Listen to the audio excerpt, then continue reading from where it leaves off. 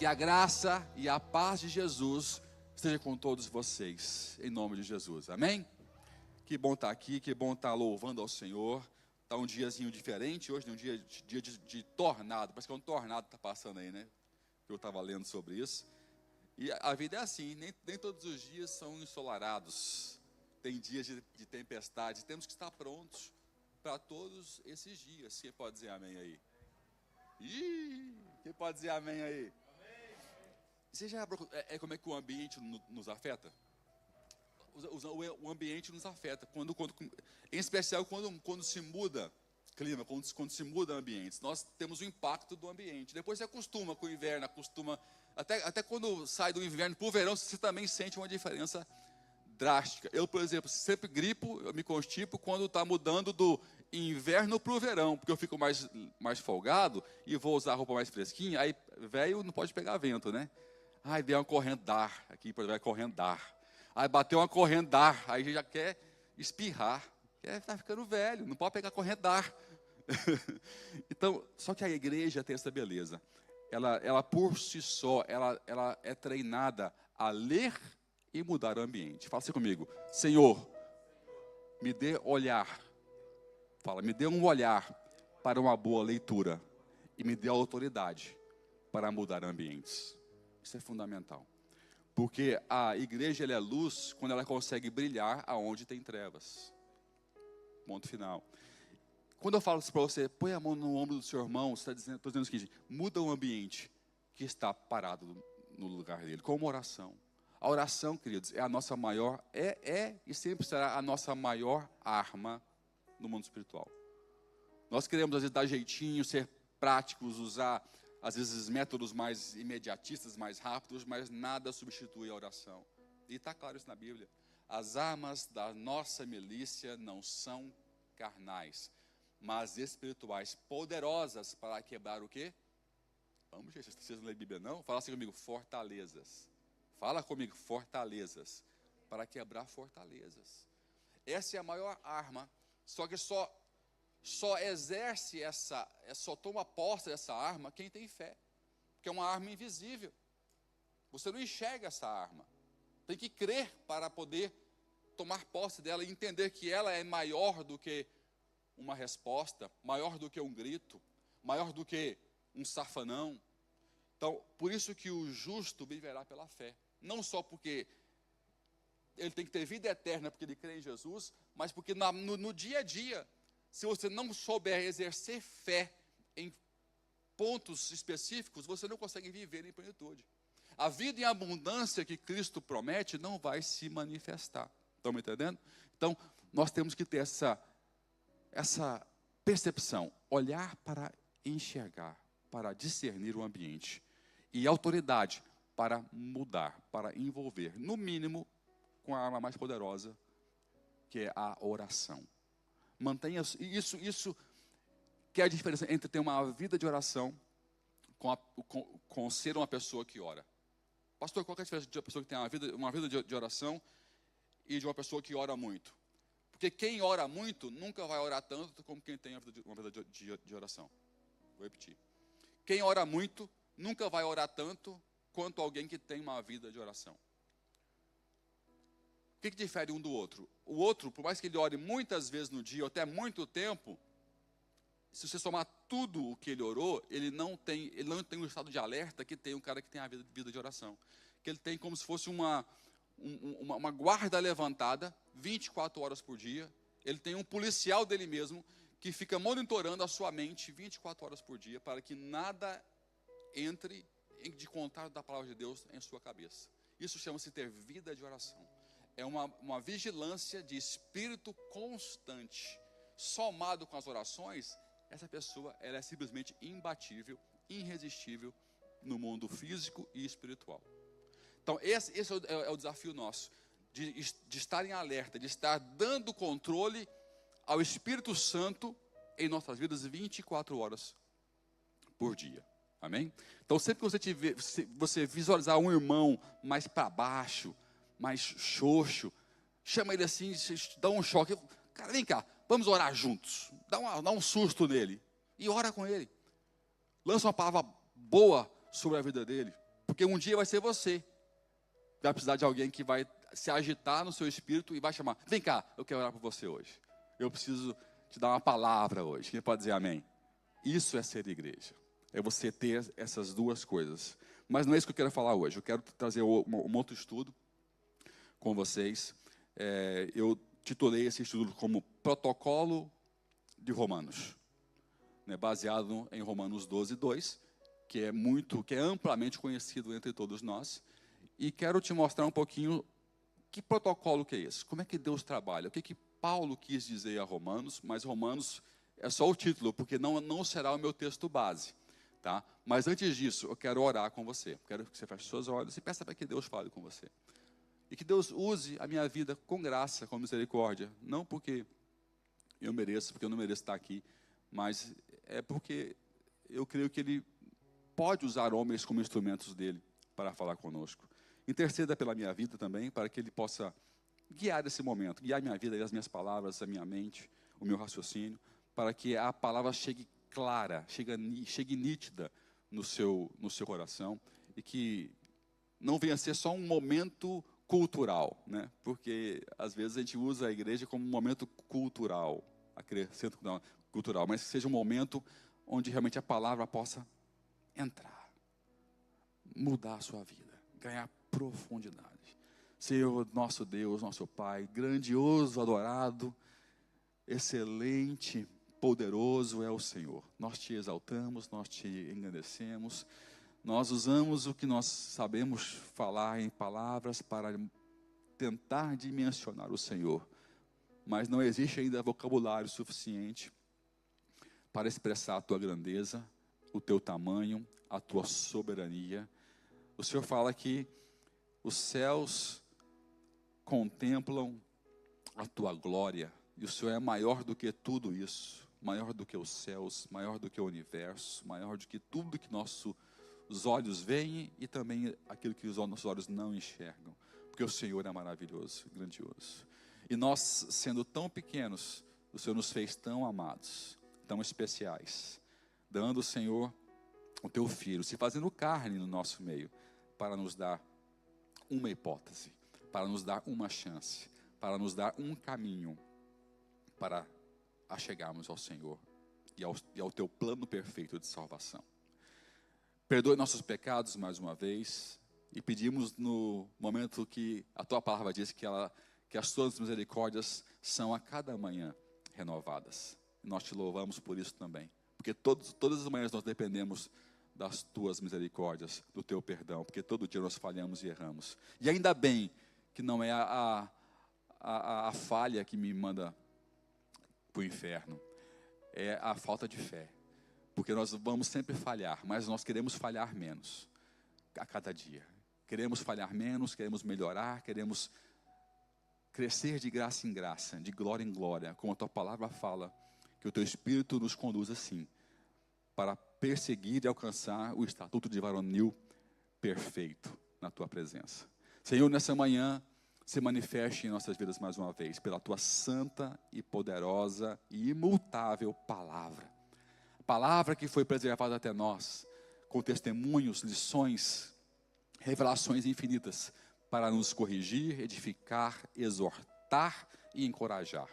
Que essa palavra venha encontrar espaço em nossas vidas, que não haja aqui nenhuma resistência, que haja uma abertura de mente e coração, que o nosso corpo todo possa estar aqui para absorver todo o conteúdo e revelação que os céus têm para nos entregar.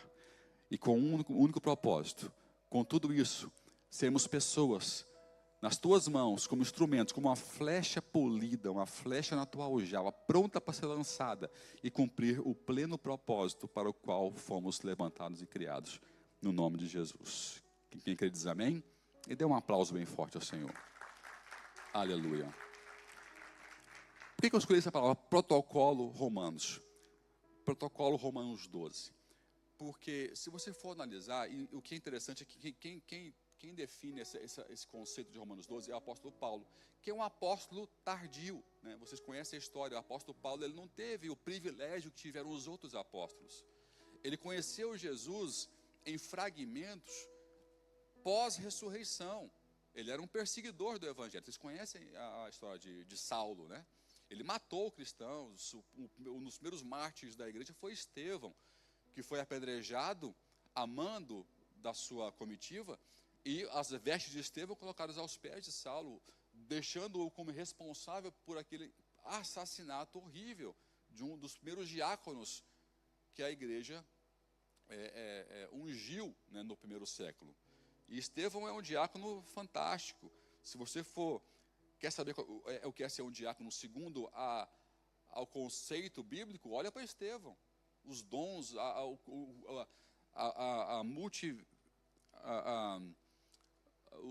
os multidons que ele tinha, profecia, visão, a paixão, o fogo de como é que ele evangelizava as pessoas, é impressionante. Estevão, no seu curto espaço de vida, ele deixa lições fantásticas para nós, né? E aí você pega a régua que mede o ministério de diaconato de Estevão e aplica nos dias de hoje. Os padrões de diácono hoje não é igual à régua que mediu Estevão. Então a gente tem muito chão para andar, tem muito o que desenvolver, porque é muito mais do que você vir aqui tocar, você trazer um envelope, é servir ao reino, é deixar a sua vida no reino. Então Paulo foi essa pessoa que, mesmo sem ter estado 3 anos com Cristo, como os outros apóstolos tiveram, ele teve a sua caminhada. Segundo a Bíblia, Jesus não só teve aquela intervenção com ele, mas ele, no deserto, discipulou Paulo durante vários anos, pós-ressurreição. O que é interessante é que quando você compara a maneira que Jesus discipulou Paulo e a maneira que ele discipulou os outros, há o mesmo protocolo, há o mesmo processo. E Paulo tenta tornar isso didático quando ele escreve Romanos, em especial no capítulo 12. E isso é um padrão. E por que Deus faz isso, né? Se você for ler Romanos 12, nós podemos adiantar aqui. E fala: e não vos conformeis a este mundo, mas transformai-vos pela renovação da vossa mente, para que experimenteis qual seja a boa, agradável e perfeita vontade de Deus. Então repara, Paulo está dizendo o seguinte, eu vou parafrasear para ficar mais simples. A nova espécie só surge diante do novo conhecimento. É impossível alguém ser cristão e ser a mesma pessoa que era antes. Ah, pastor, mas eu venho para a igreja e não tive essas grandes mudanças. Então você, de repente, é uma pessoa que se converteu à igreja e não a Cristo. Isso é possível acontecer, e acontece mais do que você imagina. Pessoas que se convertem à comunidade, se convertem ao ambiente, se convertem à atmosfera, se convertem ao pastor. Isso aí não traz mudança.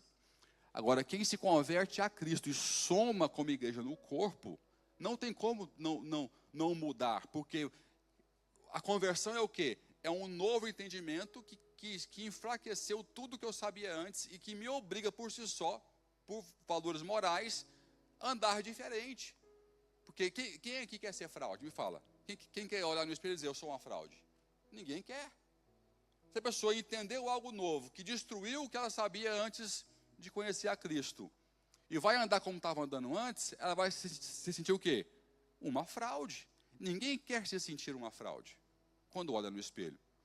Por isso é impossível você entender algo novo em Cristo, se converter e ser a mesma pessoa que você era antes. Se você tem contato com o evangelho, com a igreja, até trabalha no reino, mas não há mudança em você, é porque você não entendeu ainda o suficiente.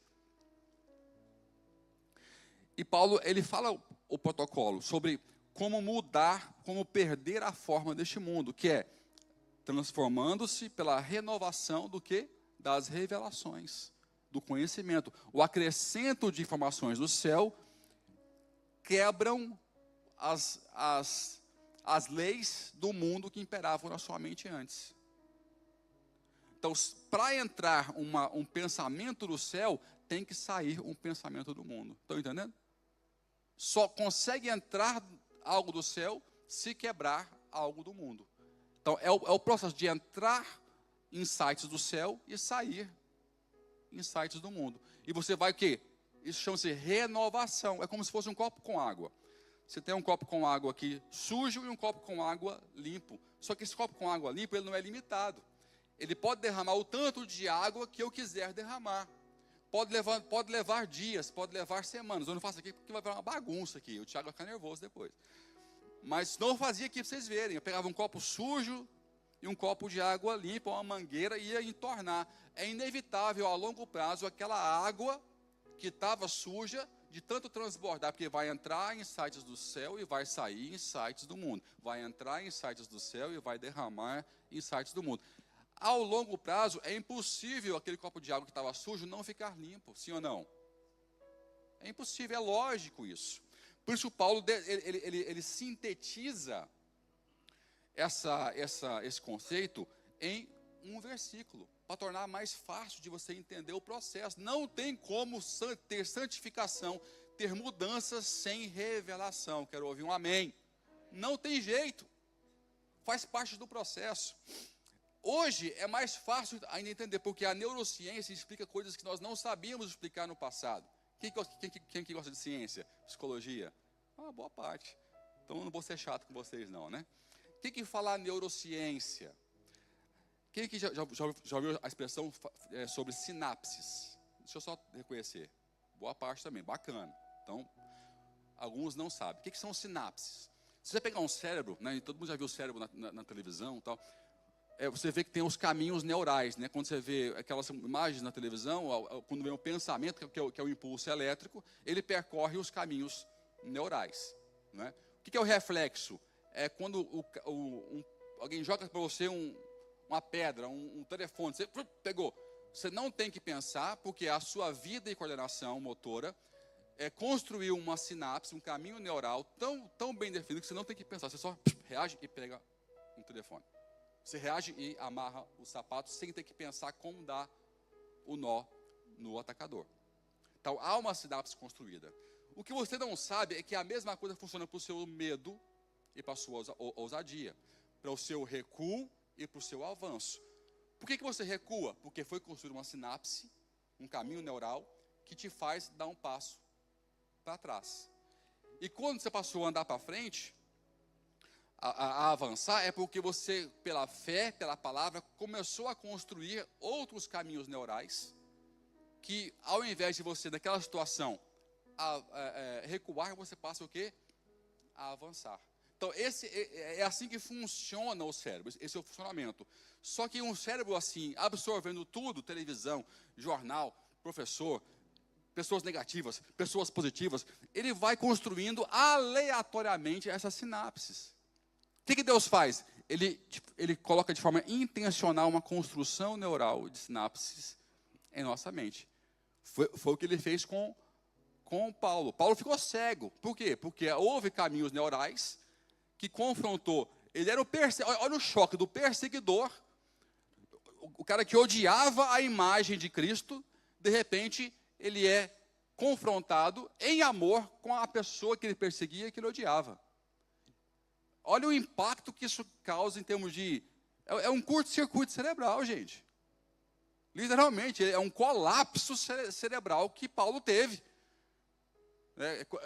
Algumas pessoas podiam até dar um derrame, de verdade. Conforme for a saúde da pessoa, tanta energia, sangue passando e tudo mais. E ele teve aquele choque a ponto de ficar cego 3 dias. E a cabeça ficou ali, ó, construindo o quê? Caminhos neurais. Isso estou te falando da biomecânica do nosso corpo humano, que a gente não sabia. Hoje a ciência ajuda a entender. Quando Jesus faz isso com os apóstolos, ele define em 2 processos a caminhada com eles, que é o nível de revelação, fala comigo assim, revelação, e o nível de experiência, fala assim, experiências. Pode ser que as 2 coisas andam juntas. A revelação que ele entrega, que é o evangelho, as parábolas, explicando as escrituras para os discípulos, mas passo a passo ele também entrega o quê? Experiências, que consolidam aquele conhecimento. Então, todo o processo tem que ter teoria e tem que ter prática. Fala comigo assim, teoria, fala assim, prática. Qual que é o mal da igreja do século XXI? Ela tem muita teoria, mas tem pouca prática. Nós sabemos aconselhar um casamento em crise, mas não sabemos colocar em prática na nossa vida como melhorar o nosso próprio casamento. Eu sou bom em teoria, mas sou ruim o quê? Na prática. Eu sou expert em saber como consolidar, como evangelizar, ensinar as pessoas, mas eu sou horrível em atuar. E isso hoje se potencializou porque atualmente é uma mina de ouro vender conhecimento. Então o que tem de uma leva de gente que vende curso na internet não está no gibi. Porque não é mais sobre ser verdade, não é mais sobre poder mostrar a minha autoridade, é sobre criar um conhecimento que eu sei que alguém não tem e está louco para ter. Então criamos um mundo de plástico, um mundo de fantasia, que movimenta milhões de euros o tempo todo. Estamos indo a passos largos para uma piora e não uma melhora. Fala assim, misericórdia. Mas essa é a realidade. Nós temos que entender a realidade que nós estamos vivendo para saber quando eu tenho que dar um passo para trás e quando eu tenho que dar um passo para frente. Então, conhecimento tem que estar ligado com autoridade, com prática, com vivência. Isso é muito importante. Eu quero usar o texto de Mateus 14, 23 a 33, para a gente poder fluir um pouquinho nesse tema. Agora que você entendeu, o que Deus quer fazer? Ele quer reconstruir. Ele quer tornar inativa algumas sinapses no seu cérebro que te faz recuar, que te impede de crer, que te impede de profetizar, para construir sinapses, construir caminhos neurais que te tornam uma pessoa ousada. Eu quero ouvir um amém. Uma pessoa de fé, uma pessoa que consegue enxergar um impossível mais perto, o impossível mais realizável, porque a pessoa passa a entender que nós não andamos por caminhos lógicos, andamos por caminhos possíveis diante da presença de Deus. Quero ouvir um amém, quero um aplauso bem forte ao Senhor. Abre comigo Mateus 14, vamos ler do 23 ao 33, é uma passagem maravilhosa, que tem muita pregação, que é infinita, que não acaba aqui. Eu vou te dar só 3 pontos para você entender e nós vamos orar e vamos seguir para nossas casas. Mateus 14, 23. E despedida a multidão, subiu ao monte para orar à parte. Tá? Então, aqui está iniciando. Jesus ele se separa dos discípulos para orar e dá uma missão clara para eles atravessarem o mar da Galileia, né, ali em Genezaré. Ele manda para eles irem para outra margem. E chegada já à tarde, estava ali só. 24.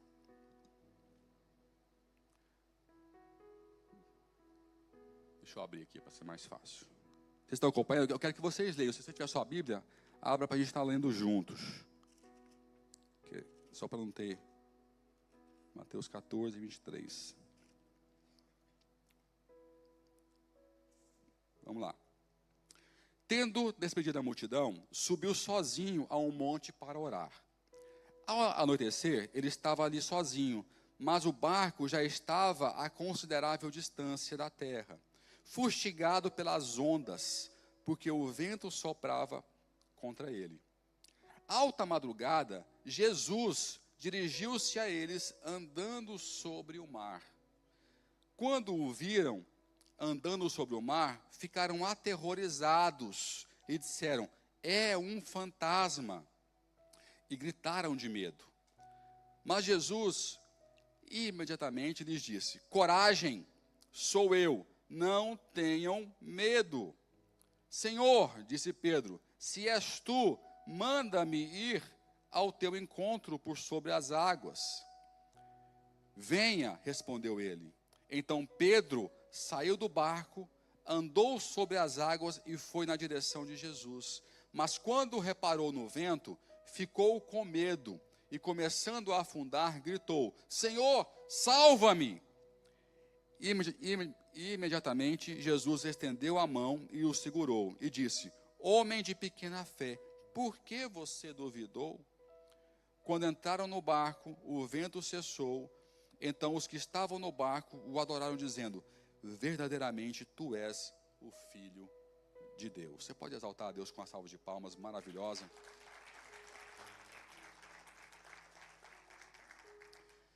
Então, queridos, esse testemunho, ele fortalece a nossa fé, ele mostra que a nossa caixa do possível é muito limitada.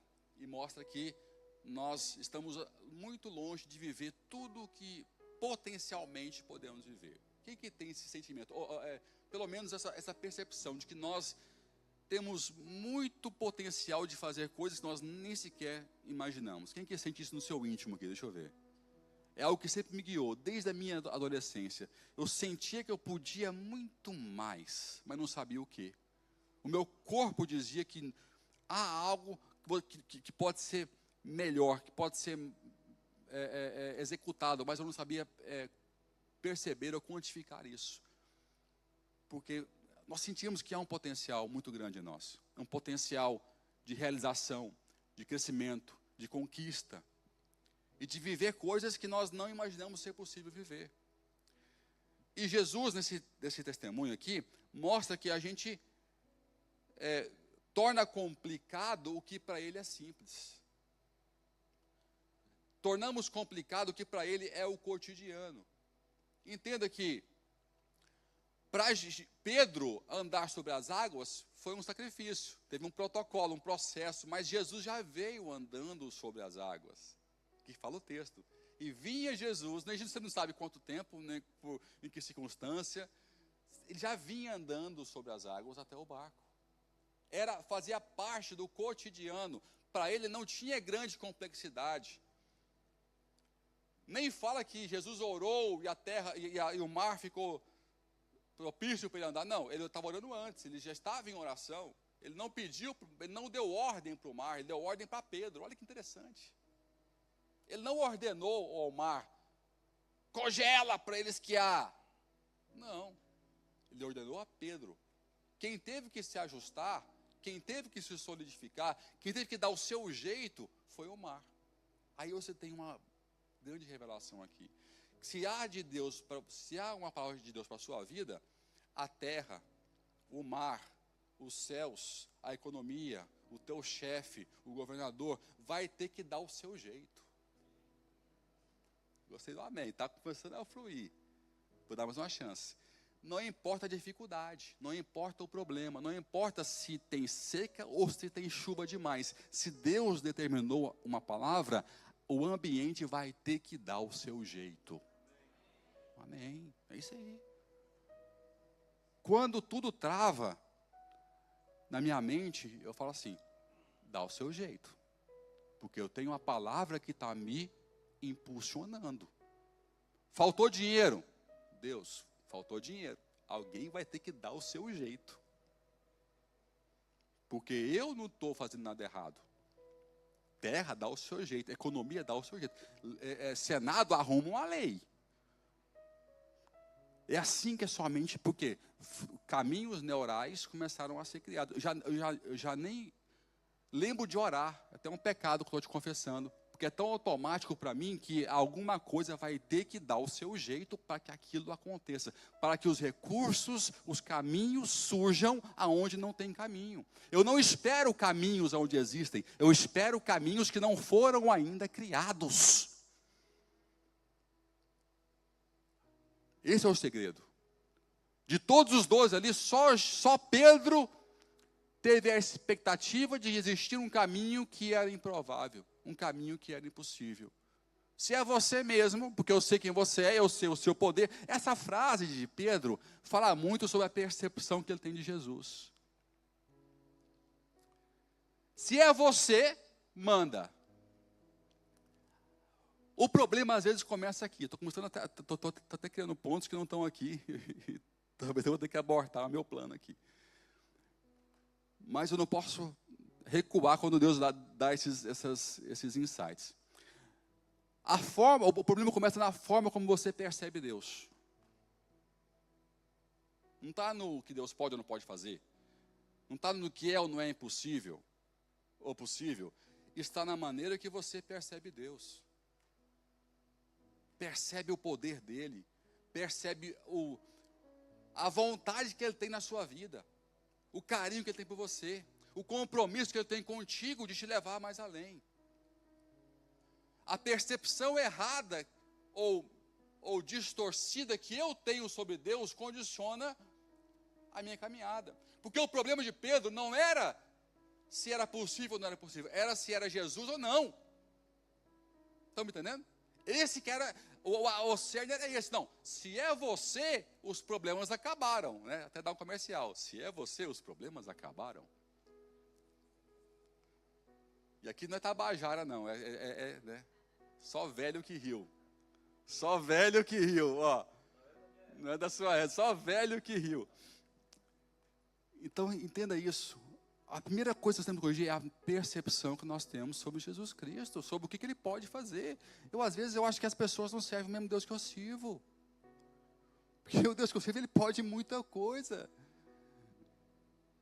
Às vezes, o que eu faço na minha vida, por vezes, quando estou com problemas, com crises, com falta de visão, que eu também passo por isso. É porque eu tenho dúvida se Deus está falando ou não. Aí eu faço a pergunta que Pedro fez. Deus, Jesus, se é você, me torna de forma mais clara essa direção. Porque se você falar, eu vou arrumar para aquele canto, e não importa o que vai acontecer, eu sei que eu não vou parar. Eu só preciso de uma coisa, se é você mesmo, me confirma. Por isso que é fundamental na vida espiritual ter uma ótima relação com Ele, para você poder estar sensível quando Ele fala, quando Ele não fala. Saber diferenciar a sua emoção da voz divina, que tem tanta gente que serve um Deus emocional que você não faz ideia. Chama-se o Deus hormonal. É o hormônio feminino, então, misericórdia. Né? Então, como acorda, Deus fala uma coisa. Eu estou brincando, mas é sério. E tem algumas disciplinas que são terapeutas, e elas ensinam isso. O cuidado de saber diferenciar quando você está emocional ou hormonal, de quando realmente é uma revelação. Isso é muito sério isso. E com o homem também acontece. Então, é importante, e se você não tiver uma boa relação com Deus, você não sabe discernir quando Ele fala, como Ele fala, se Ele está presente, se Ele não está presente. Você tem que treinar o seu espírito para entender. Opa, Deus está aqui. Opa, Deus não está. Opa, Deus está falando. Opa, Deus não está falando. Você tem que treinar o seu espírito. Conectar o seu espírito com o Espírito Santo de Deus. Para saber quando Deus fala e quando Deus não fala. Então, foca nisso. Corrija a percepção que você tem sobre o teu Deus. Quando Deus quer se expressar, né, eu lembrei agora, depois você pode estudar isso, é rapidinho se você ler, se você for ler Jó, Deus tenta corrigir, dimensionar o tamanho dele para Jó. Ele fala, quem foi que criou? E fala aqueles animais enormes, e fala sobre o universo, e fala sobre... O que Deus está fazendo com Jó? Ele está se exaltando, está se vangloriando? Deus carece disso, gente? Sim ou não? Não. Ele está o quê? Corrigindo a escala de tamanho na mente de Jó sobre Deus. Você não entendeu que eu estou no comando? Que eu criei tudo isso e criei você também, que é menor do que tudo isso? Que a sua vida está na minha mão, igual tudo o resto eu estou equilibrando na palma da minha mão? Ele está o quê? Corrigindo a percepção na mente de Jó sobre o próprio Deus. Primeiro passo é esse aqui. Entenda que o Deus soberano é muito maior do que você imagina. E pela graça dele, só porque ele quer, ele decidiu ter um compromisso com você. Oh, quem pode dar um aleluia aí? Minha alma se regozija quando eu lembro que Deus decidiu ter um compromisso com um miserável como eu. Olha que blindagem, olha que carteirada que nós temos, olha que privilégio que nós temos diante do Senhor. Um Deus supremo que criou todas as coisas, que equilibra tudo na palma da sua mão, decidiu ter uma relação pessoal comigo e sabe o meu nome. Planejou o meu nascimento, planejou a minha vida e já sabe até como é que vai ser o meu fim. E está tudo guardado no seu coração, na palma das suas mãos. Na palma das suas mãos está escrito todos os teus dias.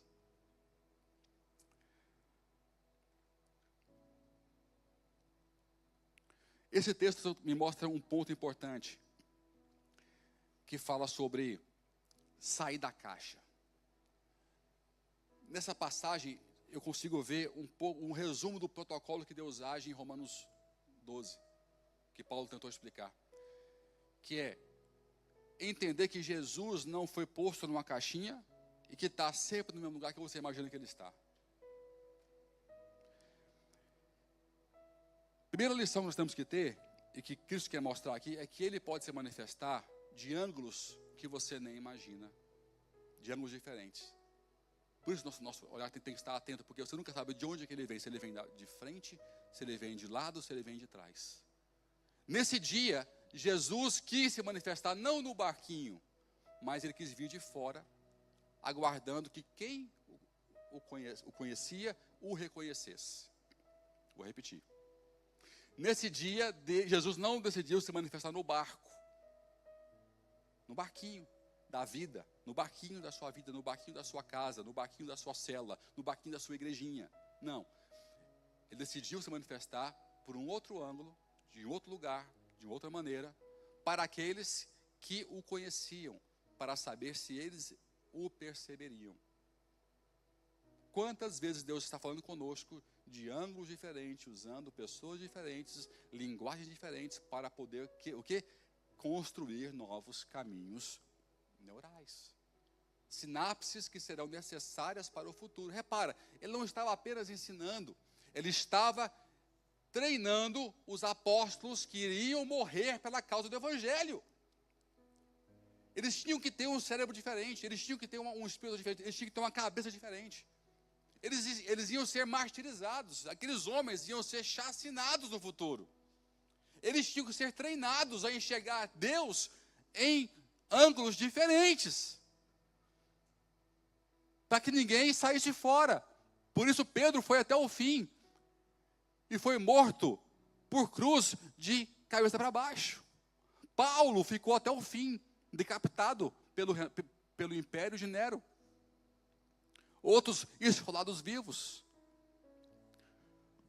João, todo murcho, porque colocaram ele num caldeirão fervente, ele não morreu, ficou em Patmos, exilado. E o único que morreu de morte natural foi João, mas morreu todo igual um maracujá, enrugado, porque ele ficou torturado em caldeirão, segundo a tradição cristã, e muitos outros. Então ele estava preparando a mente daqueles que iam viver coisas grandiosas, coisas impossíveis, coisas impensáveis. Ele tinha que treinar aquele povo. E uma igreja bem treinada enxerga Deus aonde Ele quer se manifestar, não aonde eu determinei que Ele vai se manifestar. Pastor, por que isso é importante? Porque você já idealizou na sua cabeça como é que você quer que Deus se manifeste na sua vida.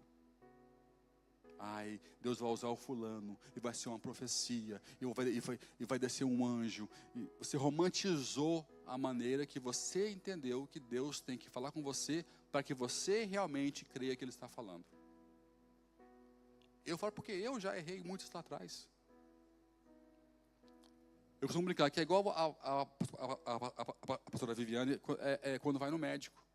Ela vai no médico, ela fala o problema que ela tem e fala para o médico o remédio que ela quer.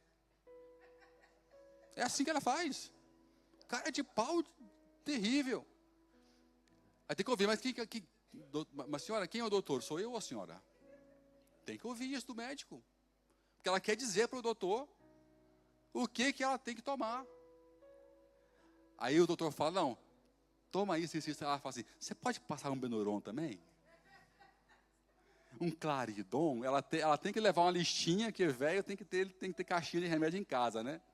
Ela tem lá um inventário, está acabando, tem que repor o inventário do remédio. E nós fazemos isso, gente, fazemos desse jeito com Deus. Deus, eu preciso de um milagre, mas eu quero que seja desse jeito. Tem que ser uma produção de Hollywood. Tem que ser uma coisa bem legal, impactante. Não pode ser simples. Você chega para Deus pedindo alguma coisa e está dizendo o modus operandi dele. Não vai acontecer. Repara que fazia parte do treino de Jesus com os apóstolos, e ensiná-los a enxergar Jesus de vários ângulos. Por isso que o apóstolo Paulo escreveu uma carta sobre alegria dentro da prisão. Olha que loucura, o cara preso injustamente, não tinha crime não.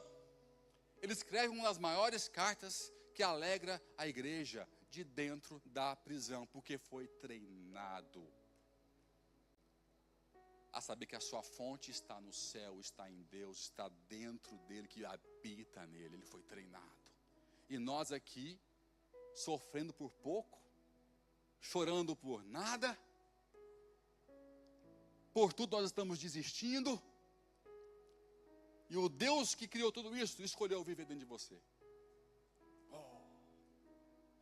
Lição número 1. Jesus pode estar onde nós não estamos olhando. Fala para o teu irmão aí, Jesus pode estar onde você não está olhando. Teve um dia, há um tempo atrás, eu tenho uns sonhos meio doidos assim, e alguns me marcam e me acompanham. Eu estava num ambiente, pessoas comuns assim, muita gente passando e tudo mais, e tinha uma pessoa assim, que parecia mais um hippie, calça larga, assim, tal. Pessoas que geralmente a sociedade não olha. Não eram sem abrigo, mas se estivesse sujo, parecia sem abrigo. Sabe aquele cara bem arrumadinho, mas se ficar sujo, parece sem abrigo? Esse estilo aí. E eu peguei, olhei assim, eu achei estranho, eu olhei para aquela pessoa e eu peguei e voltei a olhar de novo. Ele olha nos meus olhos. Aí eu falo assim, Senhor? Eu falo, me arrepio. Aí ele não responde, ele só abre um sorriso de canto. Ele não fala que era ele. E eu tinha a plena convicção que naquele momento era Jesus. E aí a minha alma começa a orar, foi uma coisa louca. Não foi a minha boca, a minha alma começou a orar, falando para ele os meus clamores, os meus medos. Falei com ele sobre os meus filhos, sobre a minha vida, sobre a minha casa. E eu comecei a orar com a minha alma, e comecei a chorar diante dele. E ele sereno. E ninguém enxergava ele, gente. Mas quando eu passei o meu olhar com o olhar dele, eu falei, é o Senhor, é Jesus. Lembra aquela passagem vai fugir o nome, quando os discípulos, me ajuda aí, pastor, aquela que eles se afastam e que Cristo se manifesta e vai conversando com eles, só que eles não reconhecem. Qual o nome do local? Esqueci agora. Emaús, aleluia. Caminhada de Emaús. Ele está com os discípulos, ele está andando com aqueles que estavam desistindo do ministério. E bateram papo, e ninguém reconhece que era ele. Por quê? Tinham configurados numa caixinha fechada a maneira idealizada de como é que ele iria se manifestar.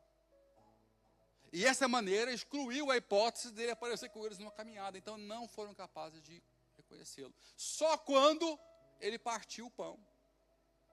Só quando algo familiar muito íntimo aconteceu, ele falou, olha, é o Senhor. Por acaso não queimava o nosso coração enquanto caminhávamos com ele e ele falava? Não queimava o nosso coração, nosso peito não estava queimando? Aí eles conectavam que já estavam sentindo já Jesus na caminhada, mas não estavam identificando Jesus na sua caminhada. Então Jesus pode estar aonde nós não estamos olhando. Então essa lição é fantástica. E Cristo está treinando o seu olhar, porque faz parte de quem você será no futuro. Ter uma boa percepção de onde ele está se manifestando. Qual é o ângulo? As mínimas coisas. Até usando pessoas que não creem nele, sabia disso? Eu tenho na minha vida experiências de Deus usar pessoas que não creem nele. E eu sabia que Deus estava usando aquela pessoa para me abençoar e para me ensinar. Eu tive uma situação uma vez que eu até fiquei 3 segundos parados, assustado, porque Deus falou na boca do cara que me perseguia. Ele me deu um recado. E eu congelei, porque eu reconheci a voz de Deus na boca do ateu. Eu fiquei assim, em transe. E fui pensando naquilo. Meu Deus, você usou a boca dele para me dar uma resposta. Eu falei, uau. Treina a sua cabeça para enxergar aonde Deus está se manifestando na sua vida, em nome de Jesus. Segundo ponto, que eu quero que você entenda. Jesus muda o ângulo da sua manifestação para mostrar caminhos diferentes do tradicional. Repara o seguinte, por que foi tão propício, eu acho que foi proposital, Jesus criar essa situação, ou usar a situação das ondas, que envolve inclusive leis da física. A gente sabe que a lei da física, ela é imperativa. Não tem como a água ter base para manter alguém, um adulto, em pé sobre ela. Cristo quis deixar bem claro que a lei espiritual sobrepõe as leis naturais. É claro isso. Os caminhos que não existem e que vão existir, não vão nascer pela lógica que nós conhecemos. Eu quero ouvir um amém. Foi fraco esse amém, eu quero ouvir um amém. Vou repetir. Os caminhos que não existem, que vão nascer, não vão nascer da lógica que nós conhecemos. Porque as leis espirituais sobrepõem as leis naturais, as leis da física. Cristo fala que quando ele voltar, ele vai abalar as estruturas deste mundo. Ele vai mudar toda o que nós entendemos de condições da física, ele vai mudar totalmente. Então começa a aceitar que pode surgir na sua vida um caminho que para os outros é impossível, mas para você vai acontecer, porque nada é impossível para o Senhor. Nada é impossível para aquele que crê. Então, comece a aceitar essa ideia de que nem tudo será como você idealizou. Nem serão as pessoas que você quer que ele use. Nem o tempo que você quer que ele se manifeste. Mas uma coisa é certa, ele vai se manifestar. Ele vai fazer. Ele vai treinar você. Tão somente não saia do altar. Não saia da sua essência. Não se desconecte da palavra que renova você, que traz um input para sair o input do mundo. Ele vai te renovando, te limpando, te limpando, te limpando, até você estar pronto, preparado para as grandezas do Deus vivo, nestes dias, na sua vida, na sua casa, e para abençoar você e aqueles que estão ao seu lado, em nome de Jesus. Amém? Em nome de Jesus, eu creio nisso. Nós estamos num treinamento intenso e constante, e a igreja, escute isso, a igreja, esses momentos é apenas um complemento, porque Deus é o seu maior discipulador, e é 24 horas por dia esse discipulado. 24, é intenso, é intenso. Você não pode se desligar. Você não pode vir para a igreja só para você limpar os pecados da semana. Eu preciso me redimir aos domingos. É muito mais do que isso. Aqui é só um complemento, um impulso maior. É quando você ouve um pastor que te mostra coisas na Bíblia que você nunca viu antes. Você fala, meu Deus, tem tudo isso que eu não conhecia. Tem, então eu posso perseguir mais. E nas próximas 24 horas, você vai estar ligado, conectado, entendendo Deus, e vivendo Deus levantando pessoas, mensagens, e-mails, situações. E nem sempre são boas. Às vezes as situações boas nascem em grandes tempestades, em possíveis naufrágios. Esse milagre, nós só estamos falando sobre ele hoje, porque havia um possível naufrágio para acontecer. E muitos de nós aqui, se fôssemos nós a estar no barco, diziam, estamos arruinados porque Jesus não está no barco. Mas ele estava fora do barco, ele estava a caminho do barco. Algumas vezes Cristo vai se manifestar no barquinho, outras não. Na pescaria milagrosa foi no barco. Ele entrou para o barco, ele orientou, ele estava no barco com os discípulos, mas há situações que ele não vai estar no barco. E é de propósito. Ele está mais preocupado com o seu crescimento do que com o seu conforto. Vou repetir. Deus está mais preocupado com o seu crescimento do que com o seu conforto temporário. Quero ouvir um amém. Esses amém não saem não, fácil não, tem que falar amém. Tem que obrigar a falar amém. Porque nós queremos o conforto, né? E não o crescimento. Então, um caminho pode surgir aonde você nunca imaginou aparecer. Cristo pavimentou o oceano para Pedro poder passar. Você tem noção disso? Pedro disse: me manda aí que eu vou. Terceiro ponto, Jesus nos ensina como caminhar sujeitos a leis físicas e espirituais. Ele muda a percepção de limites e desconstrói os medos que nós criamos. Sabia que todos os medos que nós temos foram criados por nós ou ensinados? Quem é que tem medo? Eu tenho medo, tenho um monte de medo que eu inventei para mim. Inventei. Ontem eu vi um vídeo, um senhor que faz umas comparações de estudos, né? Falou sobre o estudo e tinha as imagens, eu vi as imagens. Fizeram um estudo com crianças, com bebês, com cobras, serpentes treinadas. Né? Os pais sabiam, porque os pais estavam lá assistindo. Imagina, seu filho, bebezinho, 2 anos, 1 ano. Uns 5 bebezinhos assim, sentados, e soltaram as cobras lá no meio. As crianças pegavam as cobras como se fosse peluche. Não tinha medo. E puxava, e empurrava. E os pais, assim, em pânico, vendo a criança tocar na cobra. Aí você vê que é um medo que foi ensinado. Os medos que nós temos foram herdados, ensinados, ou aprendidos, ou inventados por nós. E Deus quer desconstruir essa sinapse que te faz recuar e construir sinapses que te fazem avançar. Pedro tinha medo da água, óbvio que ele tinha. Mas quando você anda sobre a água uma vez, você passa a pensar, posso caminhar uma segunda vez, sim ou não? Se eu caminhei uma vez, eu posso caminhar uma segunda vez. Quem assistiu a cena falou, se ele caminhou, eu posso caminhar também. Se ele caminhou, eu posso caminhar também.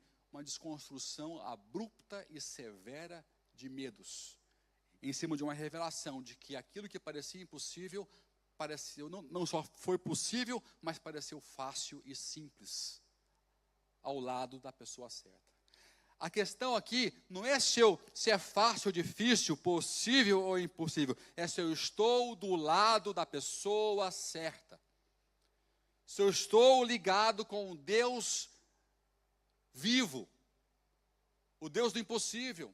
Se eu estou em sintonia ou não com esse Deus maravilhoso.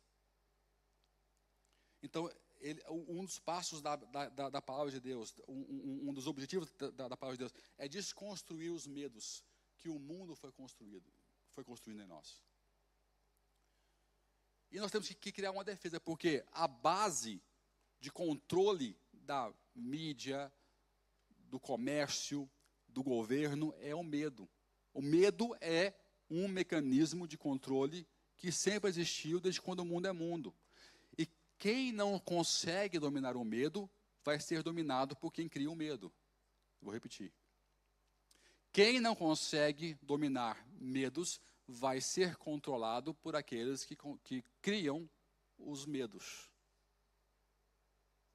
Certo? Sim ou não?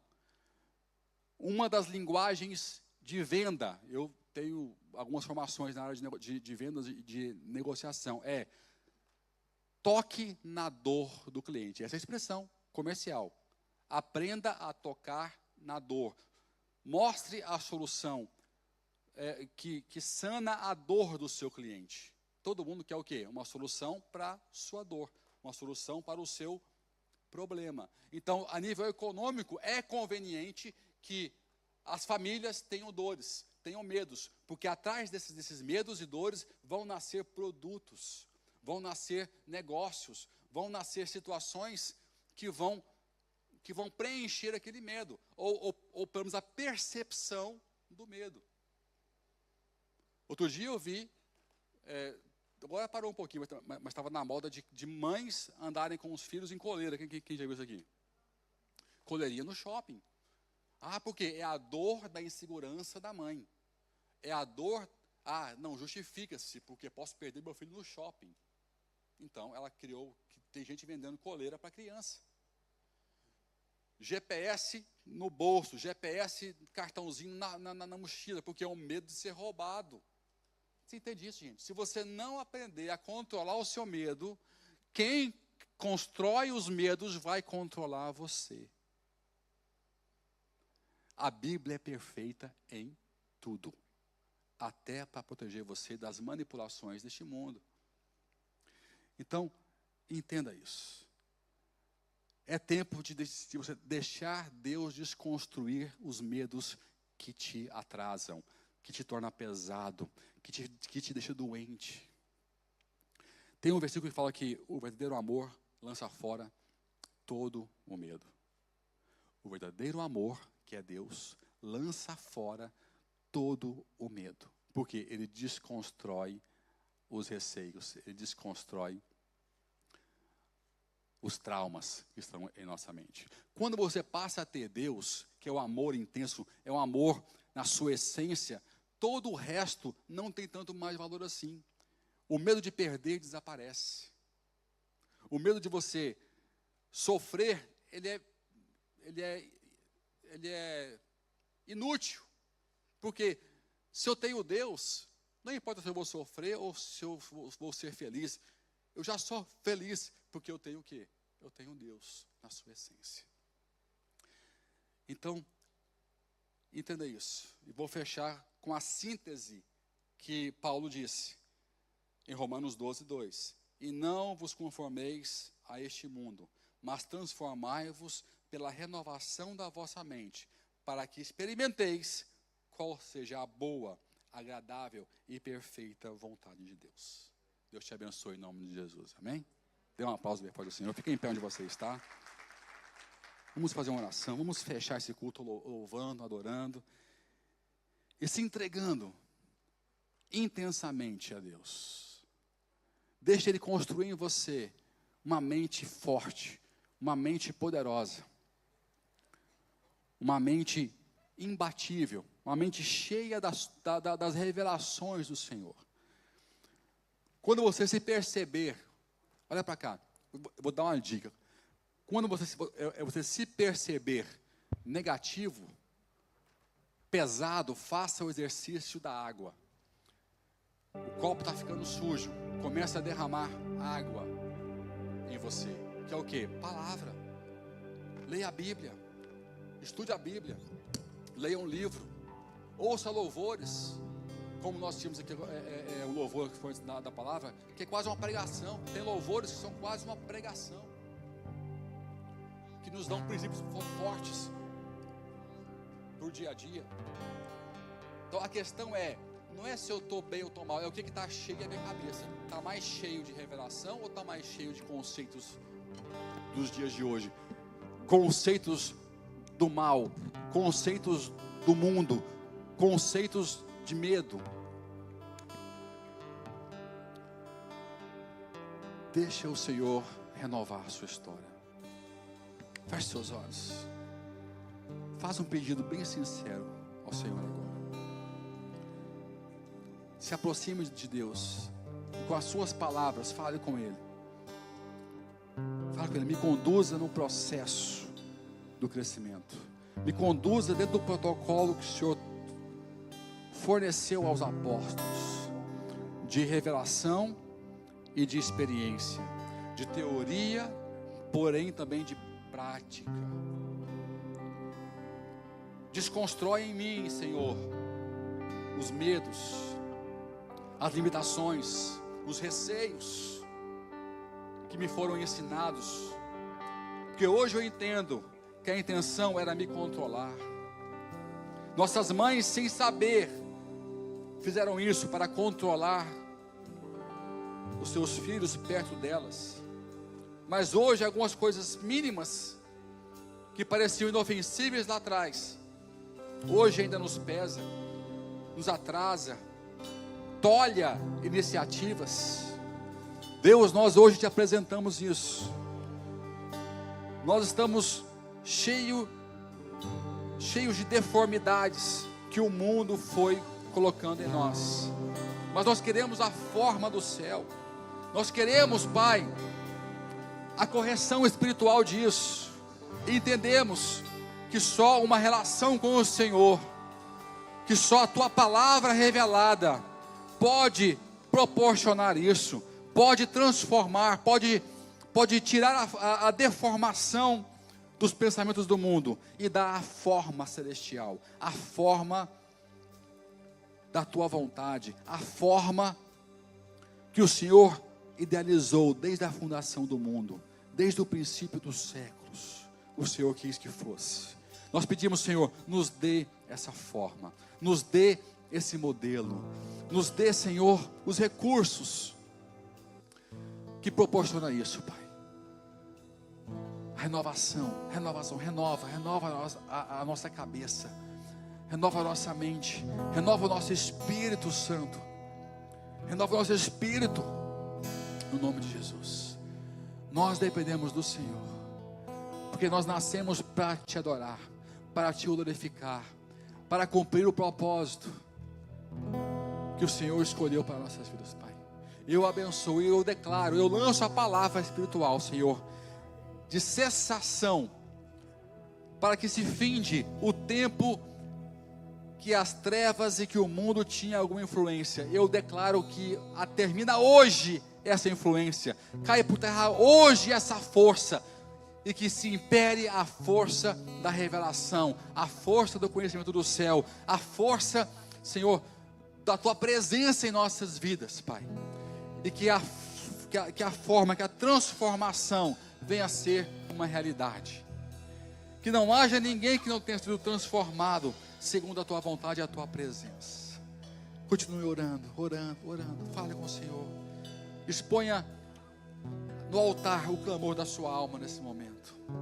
Enquanto o louvor canta uma canção, você vai estar orando, adorando e sentindo o poder de Deus. Eu creio que Deus está aqui para se manifestar. Eu creio que Ele pode te tocar de maneira especial nessa manhã, e que a sua vida pode ser transformada. Ele te fala: olha para ângulos que você não está vendo, descubra os pontos cegos, porque eu estou perto de você. Você apenas não me reconheceu ainda, mas eu estou ao seu lado, pronto para te dar a mão e o conhecimento necessário para novas caminhadas, para as novas conquistas e para que os meus planos se cumpram na sua vida. Mas fale com o Senhor, você pessoalmente, fale com Deus, aleluia, Senhor.